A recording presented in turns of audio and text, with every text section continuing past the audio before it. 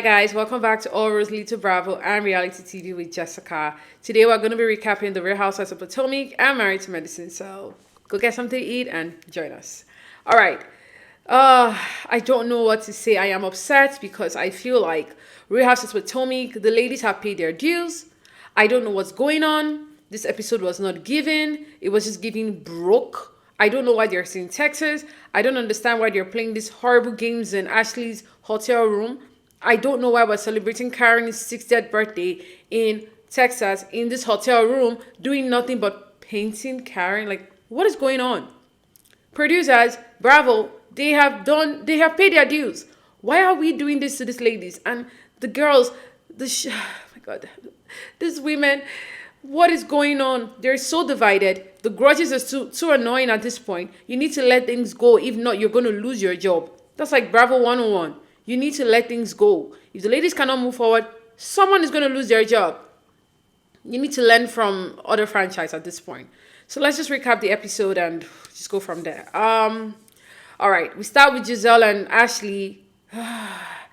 Again, doing one sort of stupid activity in Ashley's room for the 200th time at this point. Why? I don't understand. But anyways, whoever loses is going to give a lap dance to Karen later in the episode.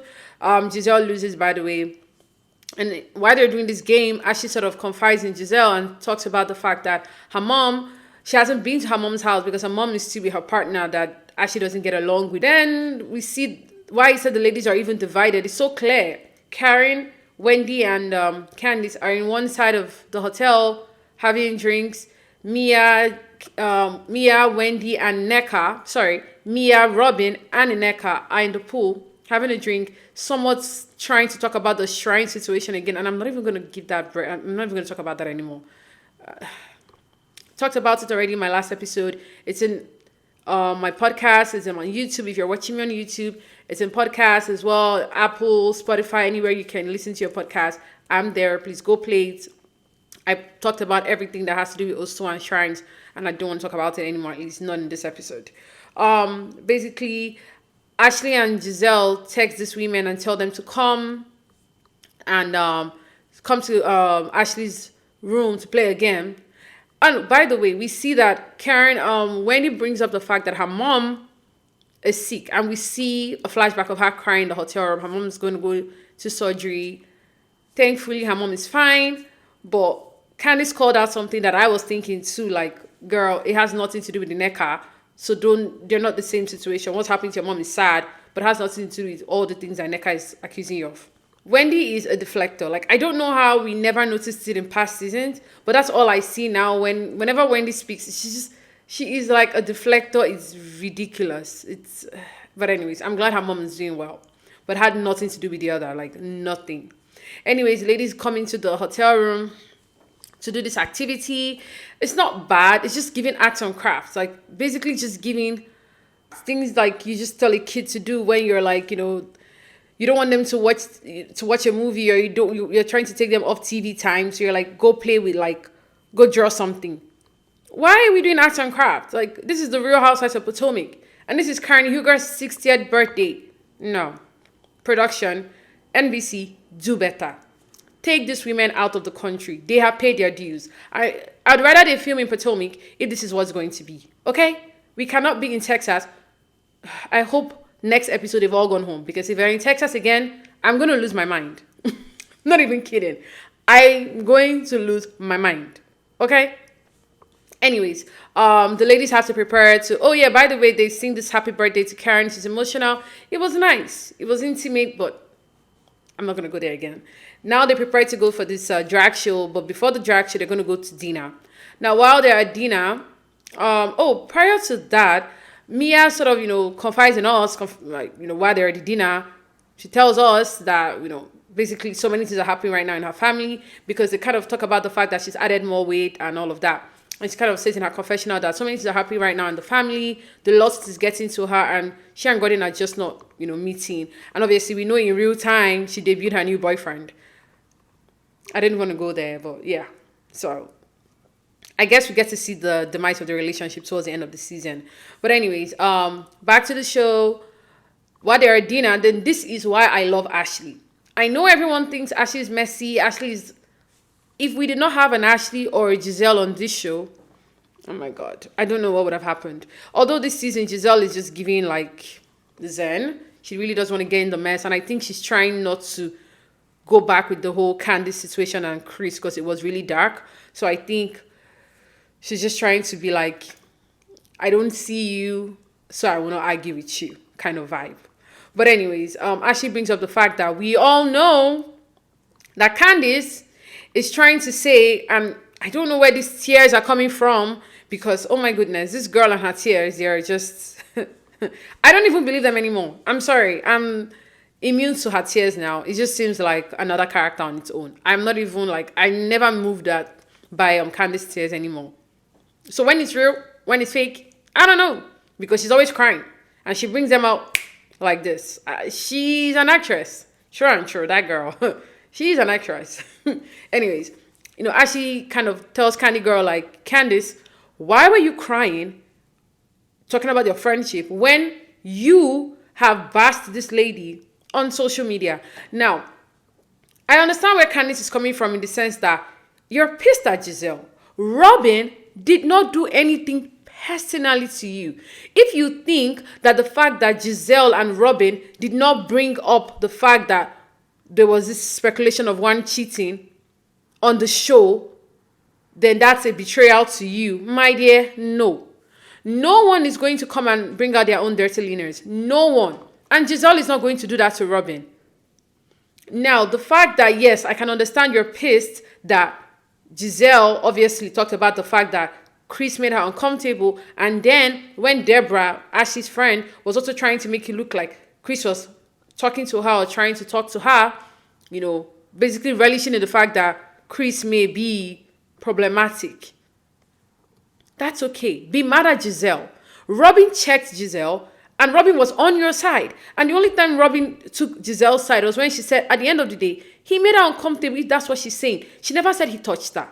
And let's move on from it. Giselle apologized profusely to you and Chris. If you're not going to accept it, which you said you're not going to accept, it was over a year ago. Babe, no one is talking about Chris. We all know Chris did not cheat. We all know Chris is a good guy. Why are we still talking about this? Why? You need to move on from the grudges. If not, the show is not going to move on. Someone is going to lose their job at the end of this season. I can already see it. And it's unfortunate because these women are good. I don't understand why we are letting this stupid rumor get a life of its own for over a year. Move on. Move on. Giselle tried to move on during the Ultimate Girl Trip. No, Candice was still on it. You made it your entire storyline, but that's okay. It was still very new. It's over a year now. Move on. No one on social media thinks that Chris is cheating. Why are we still humming this? Why are we still talking about, oh, you maligned my husband? Girl, bye. Move on. Worse things have been said on Housewives. Okay? Worse things. You need to move on. If you're not going to move on, then leave the show. I'm sorry. I am sorry. But we need to move on from this mess. And because you're not letting us move on, now you're now having this unnecessary grudge because obviously you cannot argue with Giselle because Giselle is not giving it to you this season. Giselle has made it clear already. I'm not going to talk about it anymore because obviously it was so dark last season. But now, what's the next thing? The next best thing is Robin. And now you're crying that you miss her friendship. How can you miss her friendship when, hold on, her husband lost his job, right? And you wanted her to lose her job as well for something that she didn't even do. What? And then you're crying that you miss your friendship. And then in the same breath, you guys cannot be friends because she's friends with Giselle. Girl, Giselle is her friend. Giselle is her friend. True and true. Show or no show. They're also business partners. Robin is never going to pick you over Giselle because we don't even know how loyal you are as a friend. Because you always say Karen is your friend, but you never, ever, ever, ever, ever not talk about Karen. You always talk about her, you're confessional. You always talk about her. It might all be for fun or whatever, but you do. So I don't even know how good a friend you are. So why you're crying at, oh my God, oh Robin, I'm sorry, I'm not buying it. I'm over it. I am over it. And Ashley said it best. She always has a triangle tissue very close. Girl, stop. I'm done.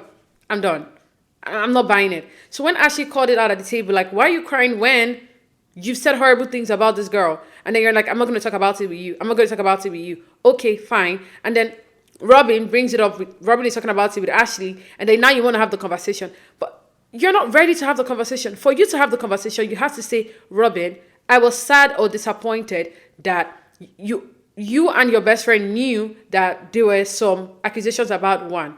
That's fine. You guys didn't want to bring it up. But then when your friend is bringing up this thing about Chris, you should have shut it down.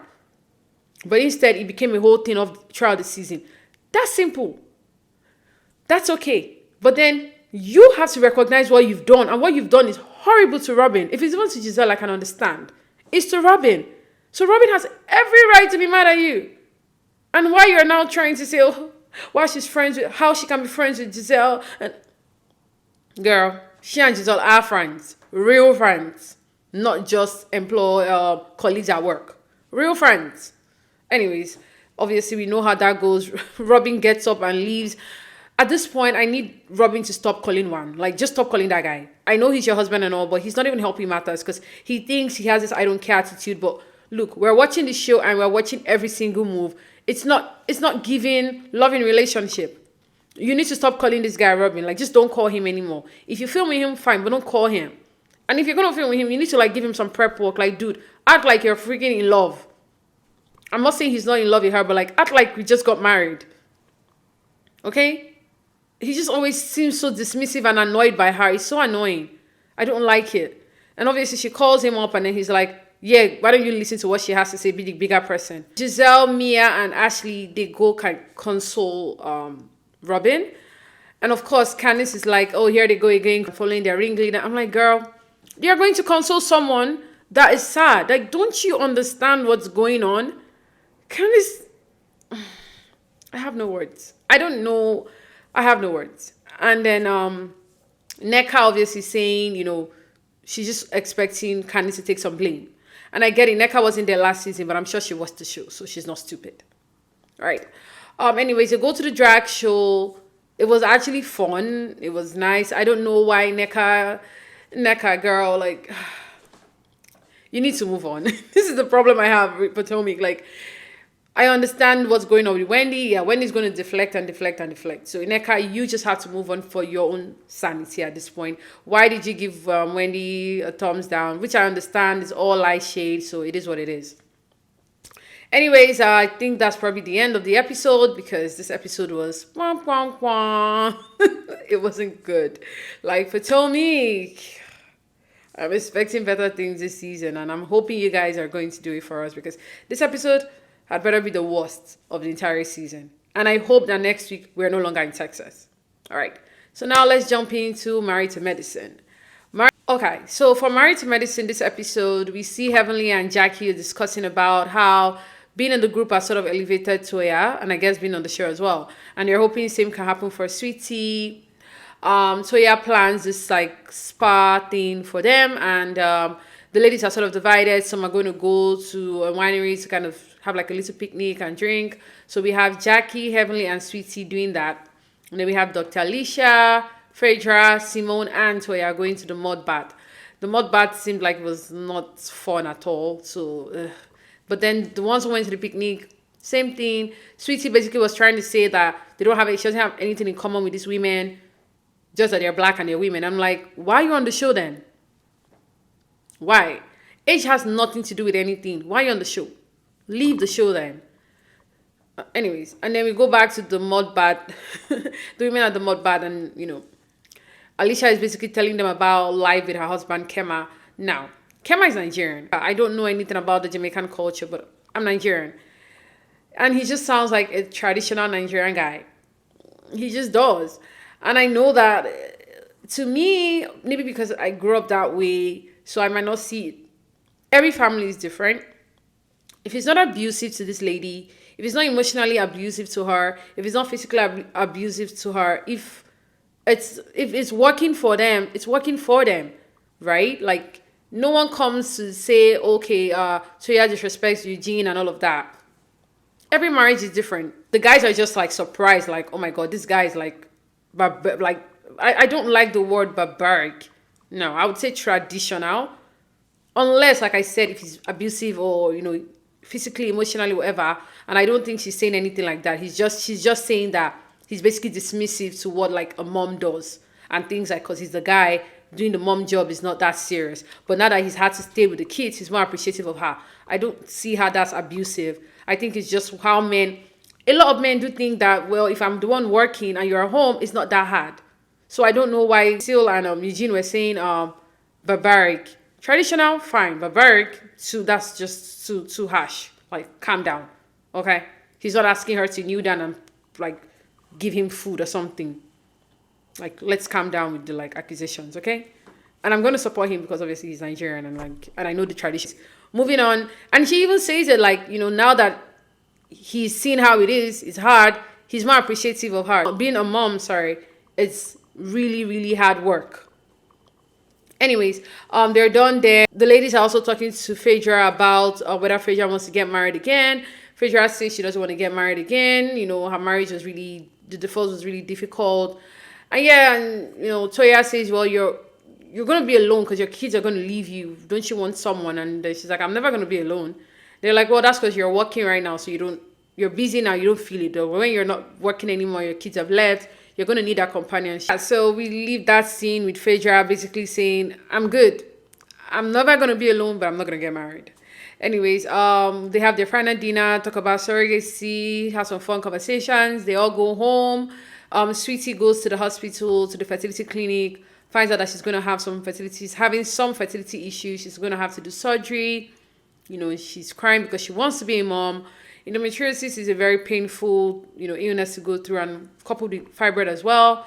Wishing her the very best, good health, and I hope she really achieves her dream of having a kid. And then we get to Heavenly and Alora. Alora is basically telling Heavenly, like, it's time for you to squash the beef with your sister. Heavenly calls, her sister doesn't pick up, and then she leaves a voice message, and hoping for healing over there as well.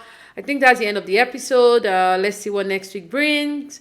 All right, guys, thank you so much. If you've been here, you've started from the beginning, and you're here now, I want to say a very, very, very big thank you.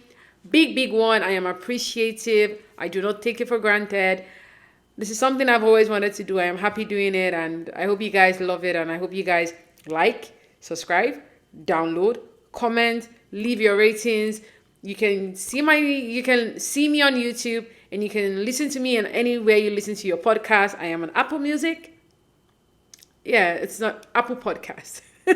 I'm on Apple Podcast. I'm on Amazon Music. I'm on Spotify. I'm on Castbox, iHeart, Google Podcasts, because Google is leaving soon, but I'm there for now. Guys, anywhere you listen to your podcast, I'm there. All roads lead to Bravo and Reality TV with Jessica, and we'll talk soon. Bye. People think they have me figured out, but I'm always